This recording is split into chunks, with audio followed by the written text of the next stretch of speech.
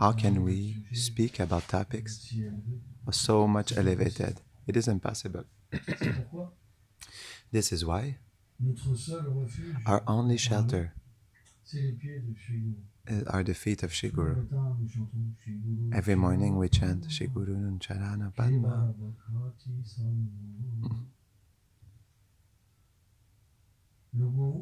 The Guru, the Vaishnavas like Shri Abhay Charanavandan Swami, Shri Prabhupada, are the excellence of all mercy. And when we take shelter of such pure devotees, even if we're not qualified, we can receive a qualification. It is their mercy. It is just like the principle of the sun. When we are close to the sun, we perceive. When we are far from the sun, and the darkness is present, we can't see anything. In the same way, if we keep the shelter of great Vaishnavas in our life, so we will perceive always the pastimes of Radha and Krishna. It's a principle. And then we will speak simply in accordance to the blessing and what we will be able to perceive.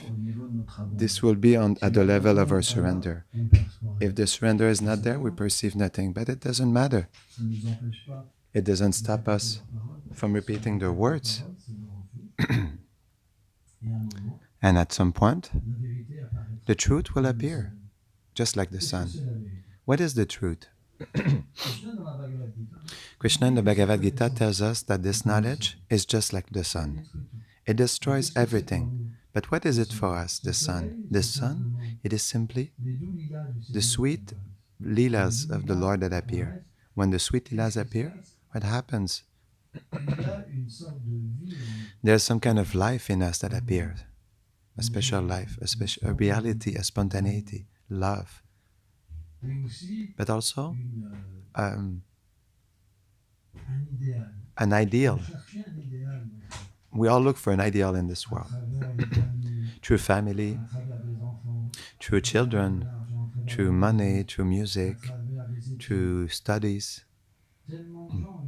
So many people had so many desires, but it never gave satisfaction. Satisfaction will be just like all of a sudden everything will be satisfied. But this is not possible here. We see, materially speaking, that all the senses cannot be satisfied all at the same time. But the meeting with the glories of Krishna, they bring this satisfaction. It is that when by the grace of the Acharya, we cannot perceive the grace of Krishna, so we perceive our nature. We perceive our real nature, and this nature has the possibility to satisfy everything in us. We see when Srimati Radharani, for example, she is in this feeling of wanting to meet Krishna. So, Lalita, each different gopi speaks with Mahaprabhu. And they allow for Radharani, with all their senses, to taste Krishna. Everything is possible. But the spiritual contact, by the mercy of Acharya, the spiritual senses can be awakened. And when the spiritual senses are awakened, there's no question of separation. There's a question of union with Krishna. And when there's union, we can taste Krishna. Because Krishna's glories and himself are non-different. This is why Radharani, through these moments when she cannot meet Krishna, so our friends, they help her to prepare this meeting. So this meeting is already happening.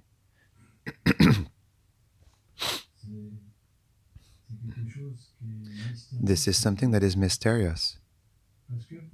Because for a materialist, Sridhar Maharaj explained that it is matter that is more present, more perceptive. But on a spiritual point of view, through the sound, everything is present. This is why, in this age of Kali, more particularly, the way to meet Krishna is through sound. And it is effective in this transcendental world. In the transcendental world, it is explained that Radharani, she enters into contact with Krishna through the sound. So, Krishna is present in her heart, Krishna is present in the forest, Krishna is present everywhere.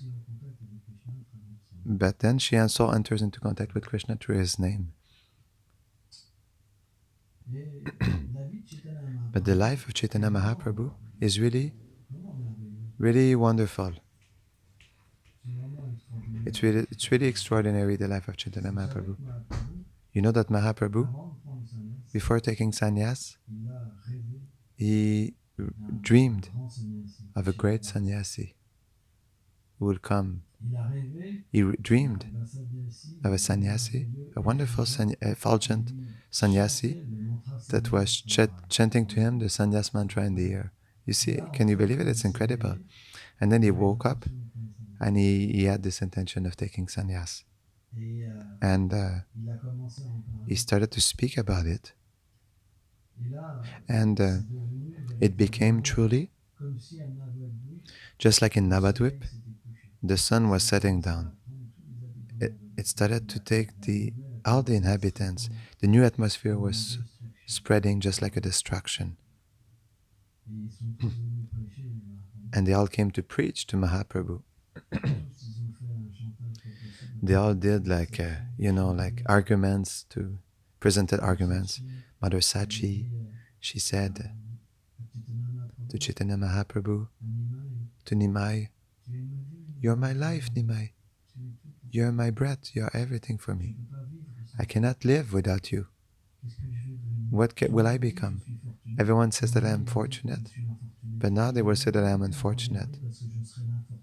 They will look at me saying that I am misfortune personified." So Mother Sachi, does she speak about fruitive activity? No. It is my son.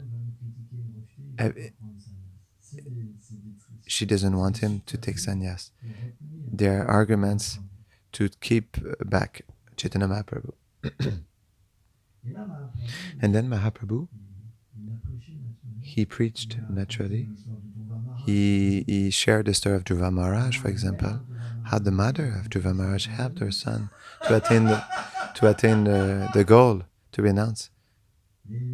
And he told her, but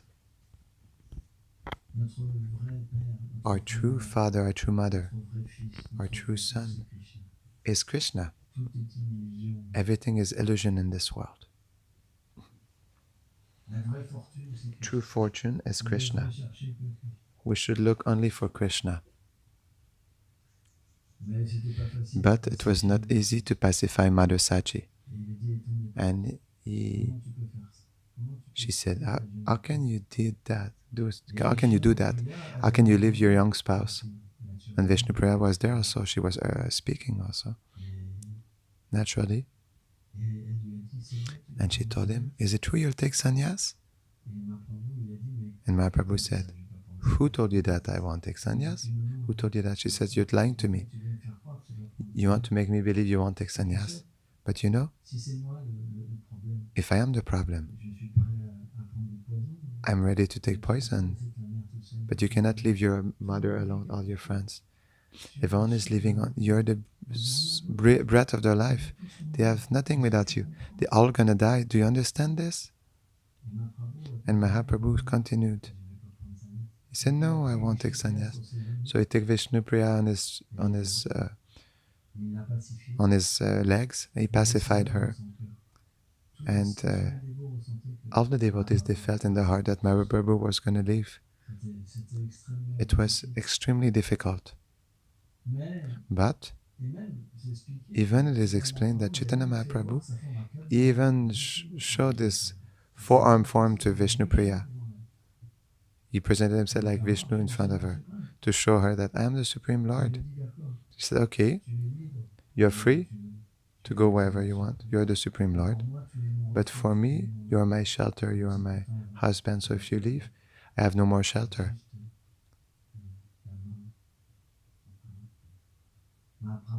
Mahaprabhu, he lighted a fire in the heart of his devotees. And Mahaprabhu gave her blessings, that he will always be with her, just like he gave that blessing to Mother Sachimata also. So next day, who came to Navadvip? Keshav Bharati. Keshav Bharati was a Mahabhagavat. When Mahaprabhu saw him, he was so happy. He saw this great sannyasi. He was so much impressed.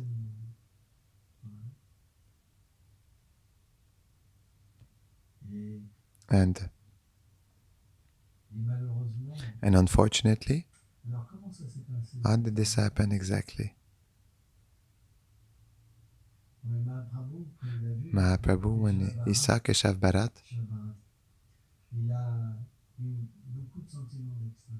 he had many feelings of ecstasy.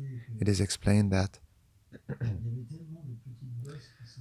there were little pimples coming out of his body, just like ecstatic symptoms, and it was blooming like flowers. He was crying, Mahaprabhu.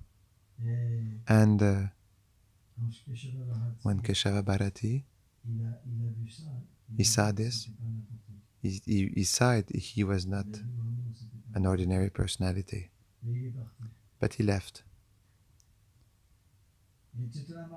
And Chaitanya Mahaprabhu was really unhappy when he left.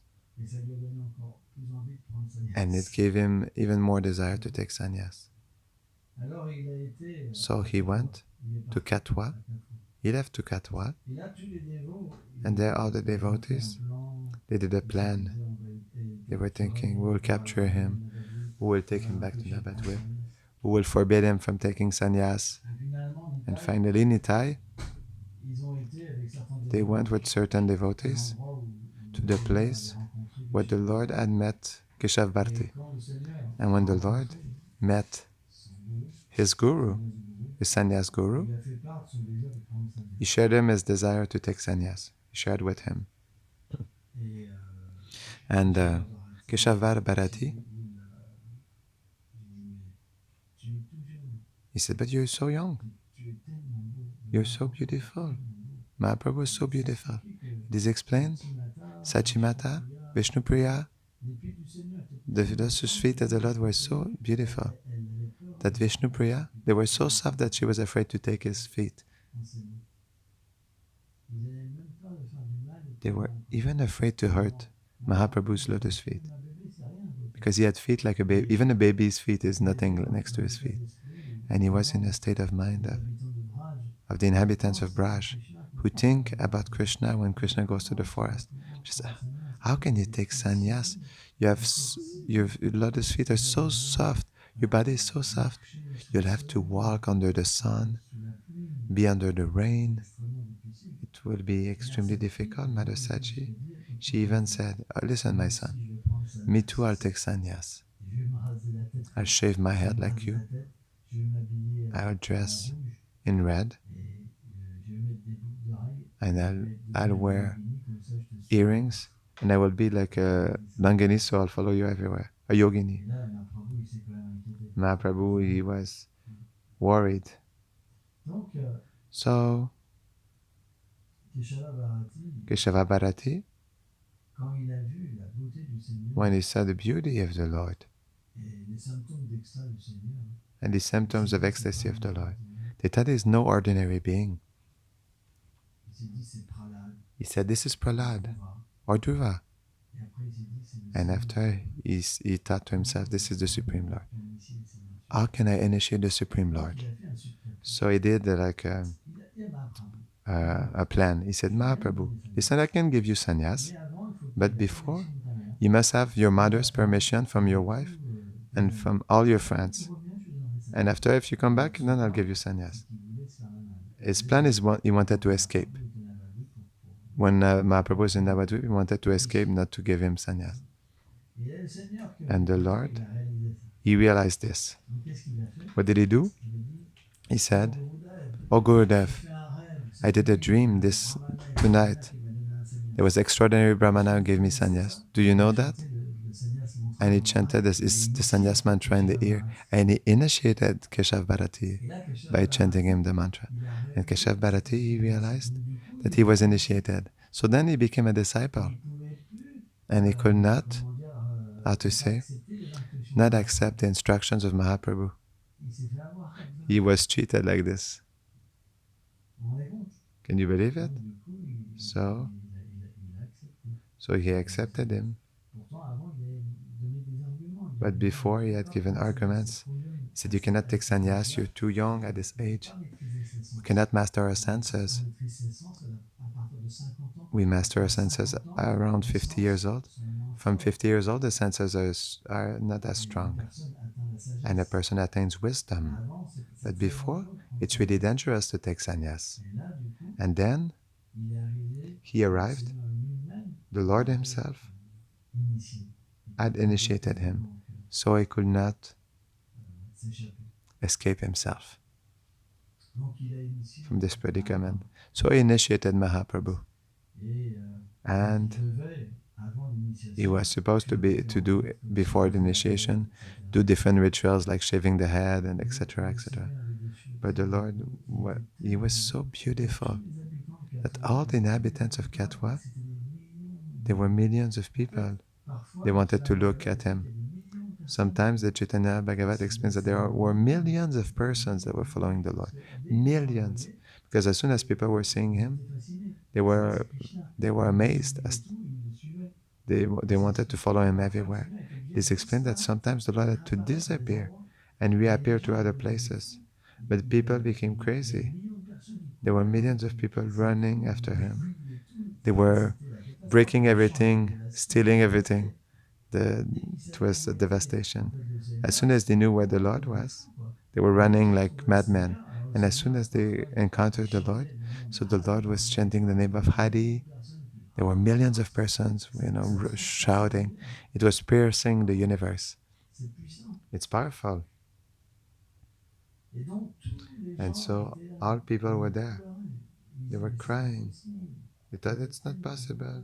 He's so beautiful. What will he do taking sannyas?" So it was not easy. But it was the desire of the Supreme Lord. So we see that Krishna, he pushes his devotees in experiencing such feelings. At one point he told Mother Sachi, "I came in the previous age as Krishna and you were my mother. I had the dark complexion, but now I came back with a golden complexion. Mother, please allow me to go search for Krishna, to go search for love for Krishna. And I promise you, I will distribute to all living beings. Tell me this is what you want." But how can you refuse that? My mother must be mercy with all her sons. Mother Yashoda, Mother Sachi, she's the mother of the universe. She could not refuse to Mahaprabhu to go search for the most elevated thing. It was not possible. So Krishna, he does these wonderful arrangements. And we see, for example, Krishna left Vrindavan and Mahaprabhu left Vrindavan. It's a reality.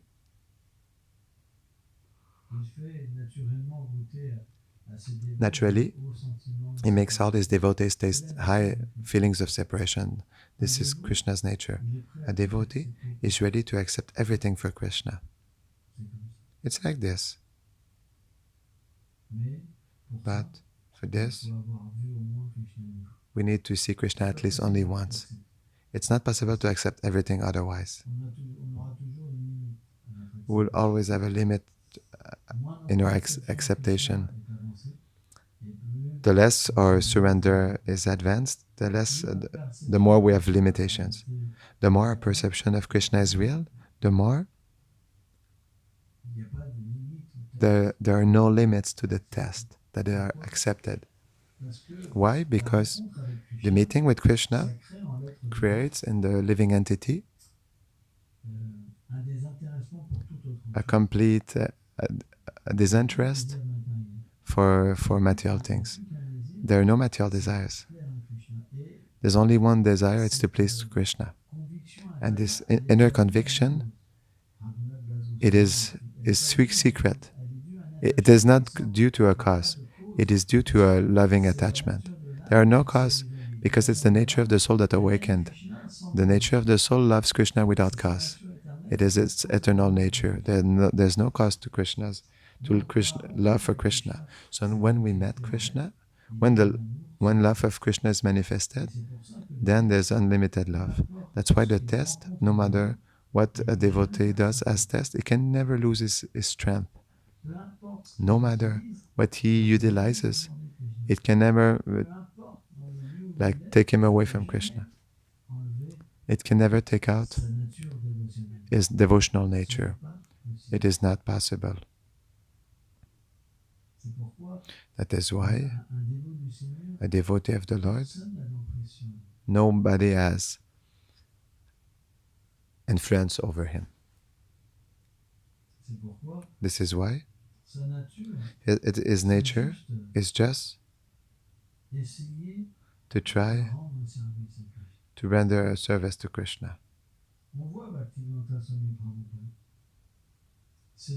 We see in Bhaktivedanta Swami Prabhupada, it is really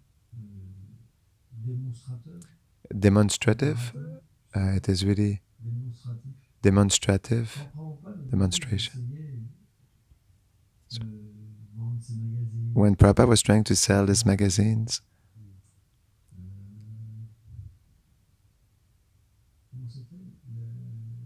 what was it called?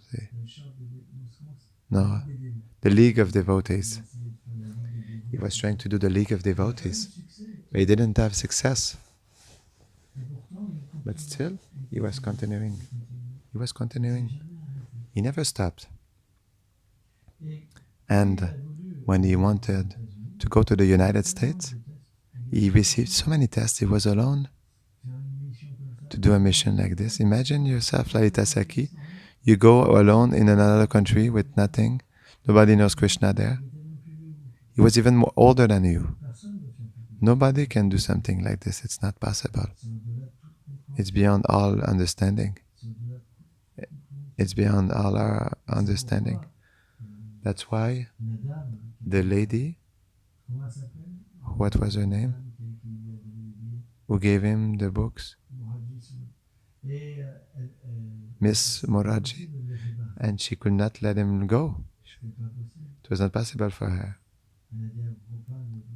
She said to Prabhupada, but you could be my father. Can I let my father, at 70 years old, go across the ocean to go to a place where I don't even know if you'll be able to feed yourself?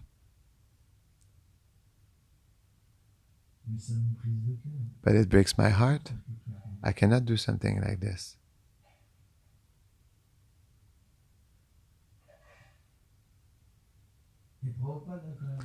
And Prabhupada was still able to do it. He was still able to do it. And he left. And it's very beautiful, because there we can see that it is a complete surrender. When we live like this with nothing, we don't even know what will happen to us.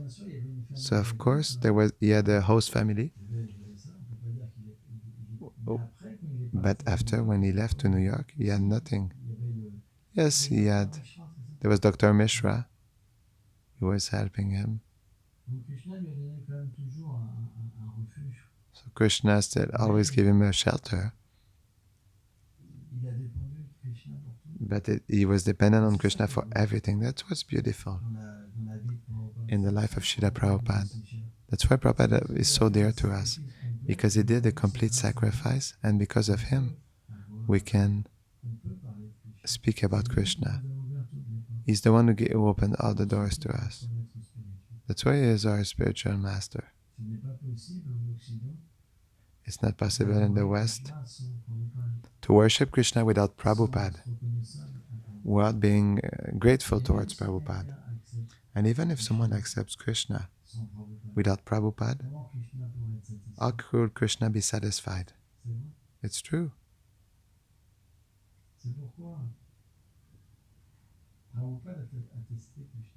That's why Prabhupada tested Krishna. Krishna tested Prabhupada, but never. Prabhupada's faith was touched by these tests. That's why we must inspire ourselves from these great examples, from these great acharyas who received a special power, a special position. But always remember the sacrifice they made. When we remember the Prabhupada's sacrifice, we become very active. As soon as we hear, as long as we don't hear about it, we become lazy. That's true, Prabhupada never stopped. He almost did not sleep.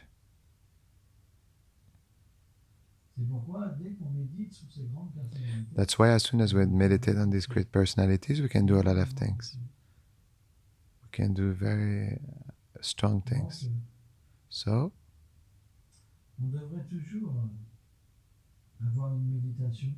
we should always have a meditation on his lotus feet to remember him, and for us is the most important Vaishnava because he is the seed.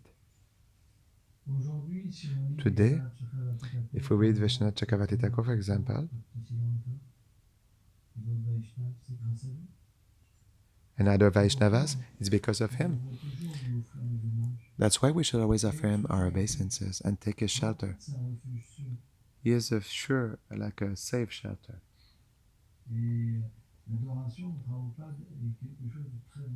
So the association of Srila Prabhupada is something that is very important in our life, because Prabhupada is very powerful. We see his power. We should never think that we are on the level of Srila Prabhupada. Everyone who did this, they were cheated. So, of course, everyone has the right to think whatever he wants according to his faith.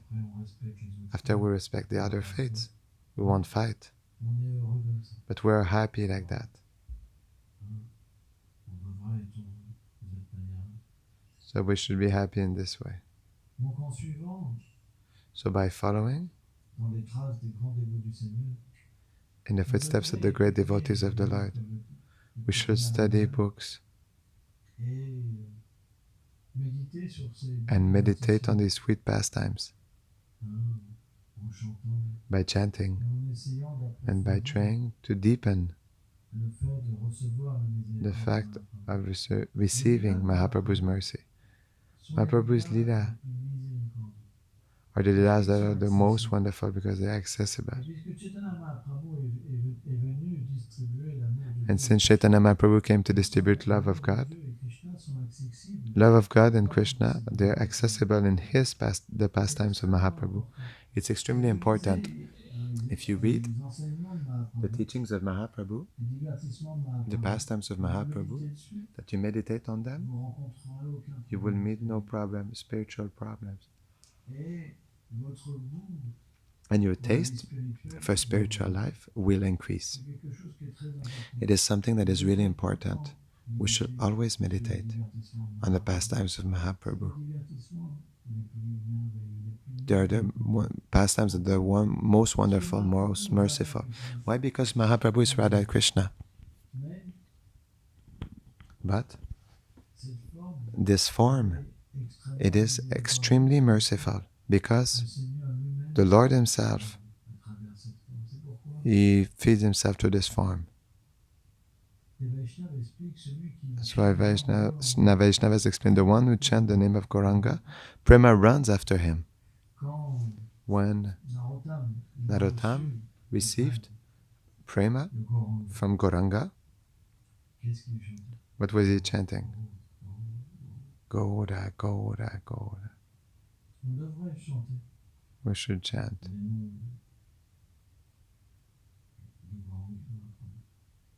We should chant Gauranga's name, Nityananda's name.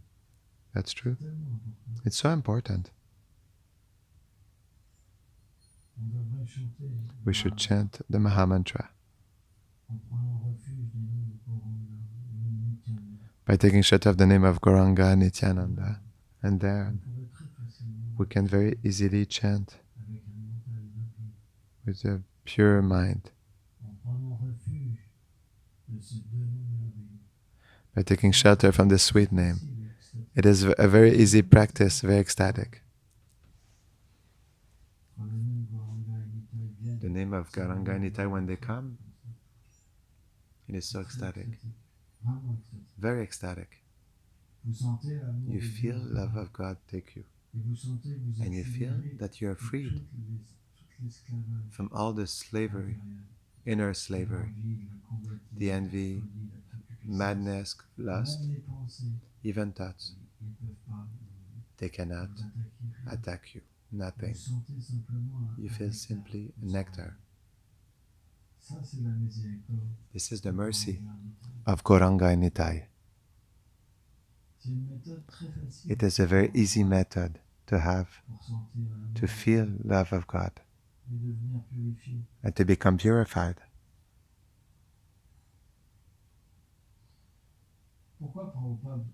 Why Prabhupada wanted us to chant?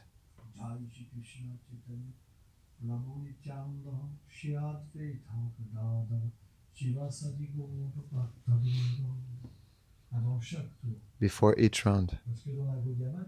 Because in the Gaudiya mat, they don't do that before each round. The reason is that when we chant the Panchatattva mantra,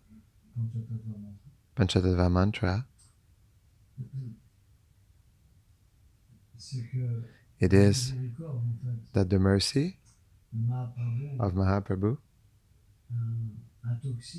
intoxicates the living being. Prema comes and impregnate the living entity. And when the Jiva chants, so Hare Krishna,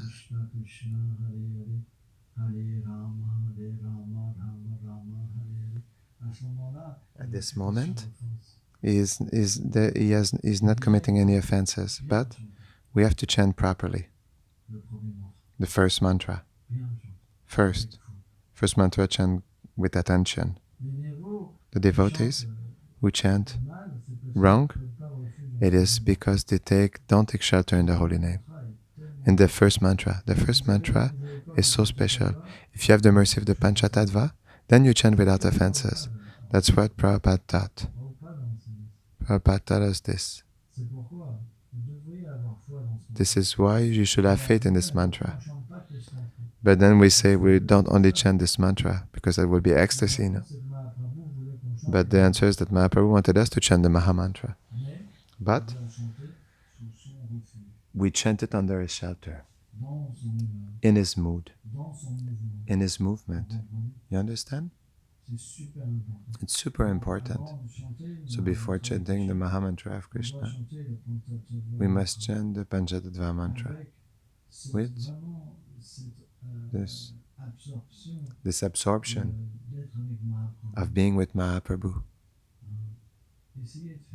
Try to do this. It's really ecstatic.